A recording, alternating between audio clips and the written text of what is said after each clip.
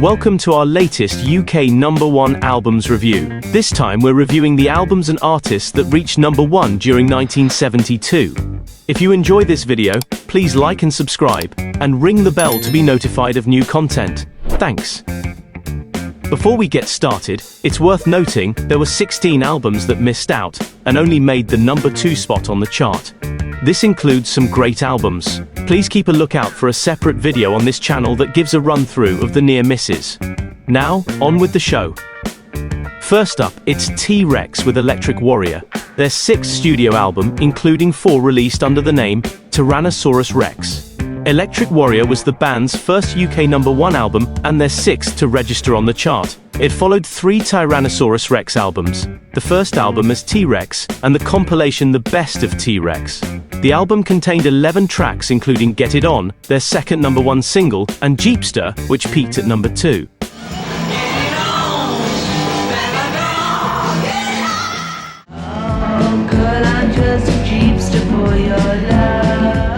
Electric Warrior first reached #1 on the 12th of December 1971, and it stayed there for 6 weeks. It has spent 44 weeks on the album chart in total. T-Rex reached the #1 spot with 2 further albums in 1972. First, with a repackage of their first 2 albums, and then with the compilation Bowl and Boogie. More about that later in the video. George Harrison and Friends replaced T-Rex at #1 with their live recording of the concert for Bangladesh. This was George Harrison's second album to register on the UK album chart, and his second #1. After All Things Must Pass, which spent 8 weeks at the top of the chart in 1971. The concert for Bangladesh was a live triple album, following the 2 concerts held on the 2nd of August 1971. Among the performers were Bob Dylan, Ravi Shankar, Leon Russell, Ringo Starr, Billy Preston, and Eric Clapton.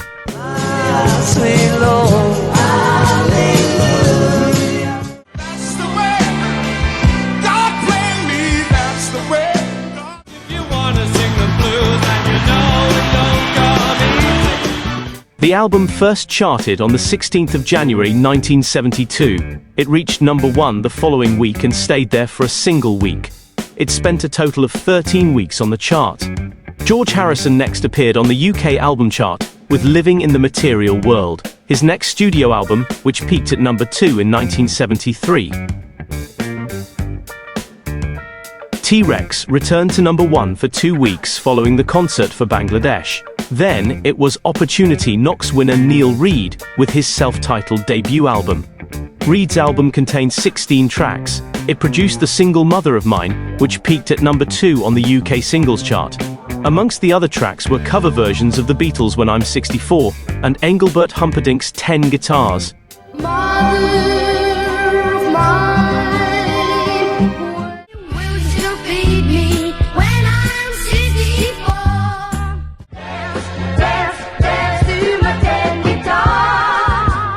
The album first charted at #8 on the 30th of January, and it reached #1 2 weeks later.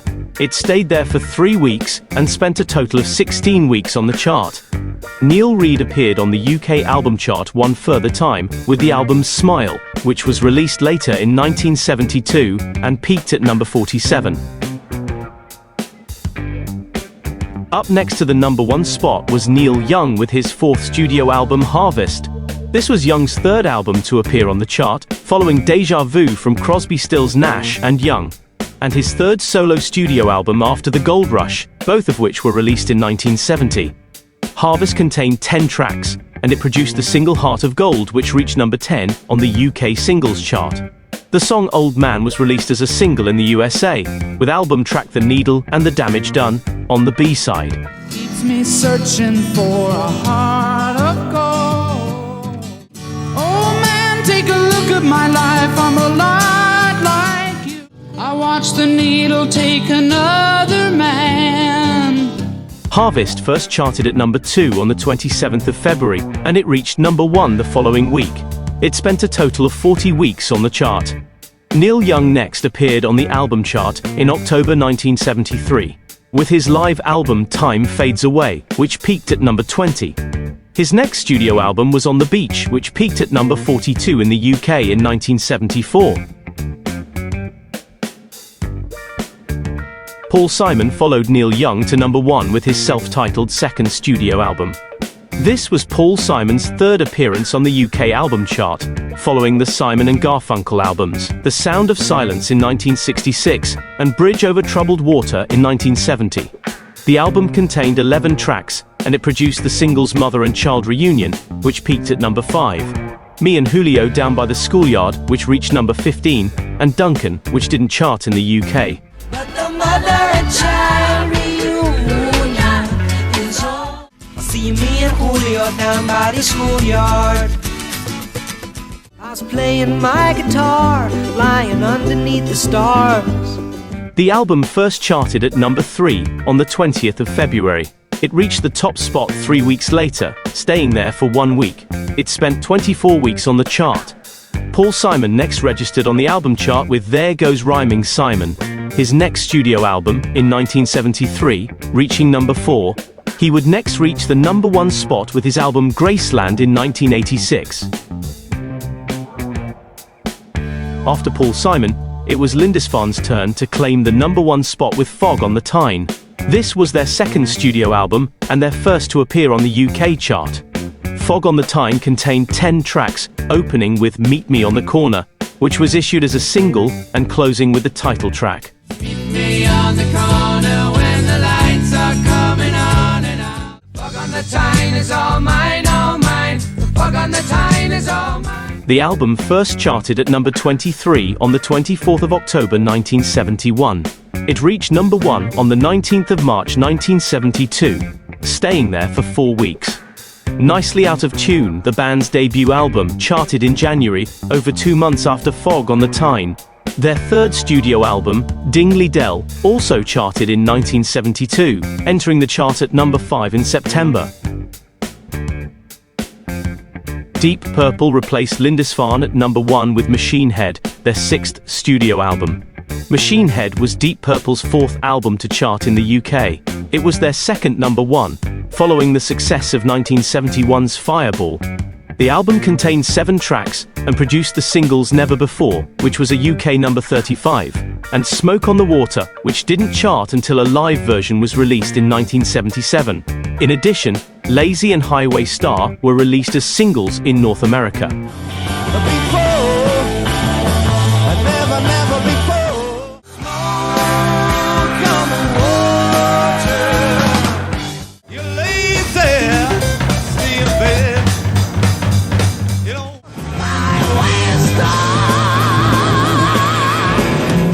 Machine Head entered the chart at number 4 on the 9th of April, and it reached number 1 the following week. It spent 3 of the next 4 weeks at number 1, and a total of 25 weeks on the chart.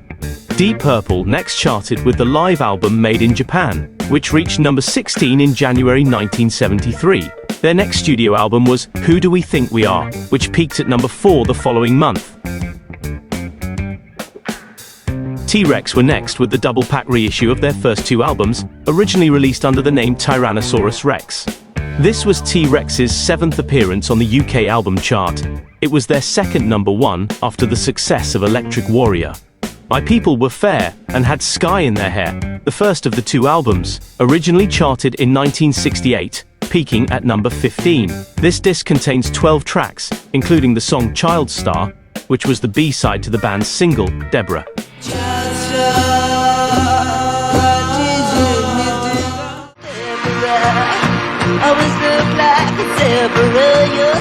Prophets, Seers and Sages, the second album in this package, was also originally released in 1968, and it contains 14 tracks, including Salamander Palaganda, the B-side to their single, 1 Inch Rock. Salamander Palaganda. Do the rock, do the 1 inch rock out. Do the rock, do the 1 inch rock. The double pack re-release entered the UK chart on the 23rd of April at number 2. It reached the number 1 spot the following week and stayed there for a single week. It spent 12 weeks on the chart in total. T-Rex's success in 1973 was to continue as they scored their 3rd number 1 album of the year. We'll hear about that next. After Deep Purple reclaimed the top spot for a week, it was T-Rex once again, this time with the compilation album Bowlin' Boogie. This gave T-Rex their 8th appearance on the UK album chart, and their 3rd #1 album. It was also the band's 2nd charting compilation album after the Best of T-Rex in 1971. Bowlin' Boogie contains 14 tracks, consisting of 5 album tracks, 4 B-sides, and 5 single A-sides, including Ride a White Swan and Hot Love. Ride a white swan that the people of a Belgium where you along, baby. La la la la la la la. The album entered the chart on the 14th of May at #1, and it stayed there for 3 weeks. It spent a total of 19 weeks on the chart. T-Rex next entered the album chart in August with their next studio album The Slider, which peaked at #4. They also charted in December with a double-pack reissue of the Tyrannosaurus Rex albums A Beard of Stars and Unicorn. Following T-Rex, it was the Rolling Stones, with their 10th UK studio album, Exile on Main Street. This gave the Stones their 16th charting album and their 7th UK #1. Following their self-titled debut, the Rolling Stones #2, Aftermath, Let It Bleed, Sticky Fingers, and their live album Get Your Ya-Ya's Out. Exile on Main Street contained 18 tracks, including the UK #5 single, Tumbling Dice, and Happy, which was released as a single in North America.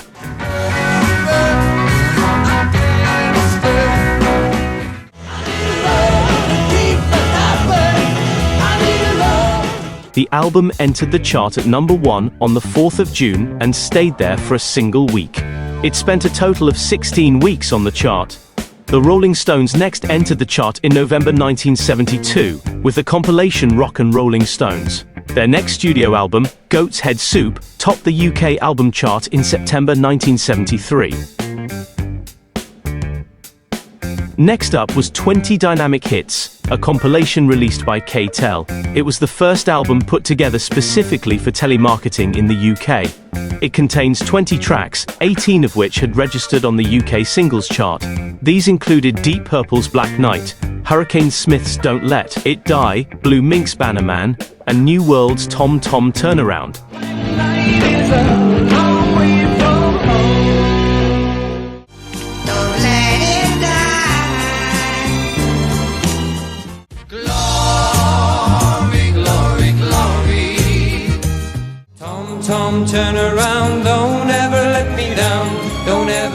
20 Dynamic Hits entered the chart at #4 on the 4th of June. It reached #1 the following week, staying there for 8 weeks. It stayed on the chart for a total of 28 weeks. Following 20 Dynamic Hits to #1 was another compilation, 20 Fantastic Hits. This was the first album released by compilation label Arcade Records, which was in direct competition with K-Tel. The 20 tracks included 4 UK #1 singles, with Edison Lighthouse's Love Grows Where My Rosemary Goes, Donny Osmond's Puppy Love, Rod Stewart's Maggie May, and Slade's 'Cause I Love You.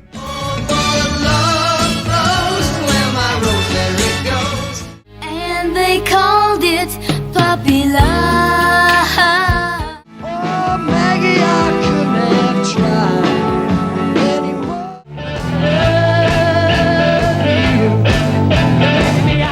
20 Fantastic Hits entered the chart at #4 on the 23rd of July.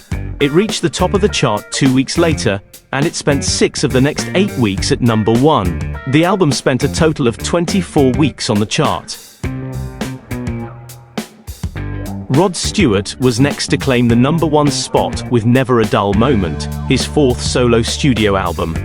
Never a Dull Moment was Rod Stewart's 3rd album to chart in the UK. It was also his 2nd #1, following 1971's Every Picture Tells a Story. The album contains 9 tracks including the singles You Wear It Well, which reached #1 in the UK, Angel, which peaked at #4, and Twisting the Night Away, which was only released outside of the UK.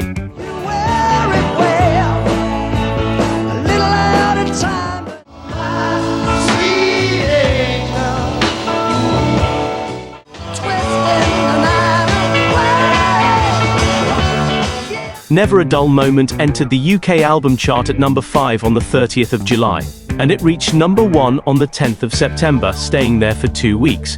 Rod Stewart also topped the album chart in 1973 with the compilation Sing It Again, Rod, and in 1974 with his next studio album, Smiler. 20 Fantastic Hits reclaimed the top spot from Rod Stewart for a week. After this, it was another K-Tel compilation, 20 all-time greats of the 50s. Among the 20 tracks on the album are Doris Day's #1 hit, Whatever Will Be, Will Be, Que Sera, Sera, Guy Mitchell's #1 Singing the Blues, and Mitch Miller's #2 Yellow Rose of Texas. Que sera, sera, whatever will. You got me singing the blues. There's a yellow rose in Texas that I am gonna see. The compilation entered the chart at #1 on the 1st of October, and it spent 11 of the next 14 weeks in the top spot. It spent a total of 22 weeks on the chart. The final #1 album for 1972 is yet another K-Tel compilation, 25 Rocking and Rolling Greats. The album includes the #1 hits Rock Around the Clock from Bill Haley, Roy Orbison's Oh, Pretty Woman, Cumberland Gap from Lonnie Donegan, and Glad All Over from the Dave Clark 5. Pretty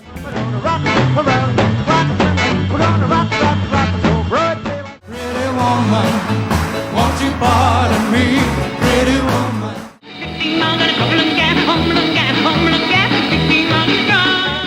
I feel like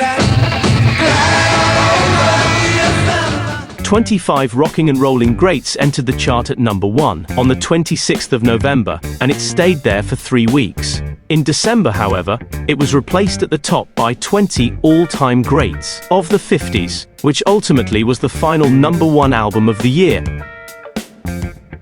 That concludes our review of the UK's #1 albums for 1972.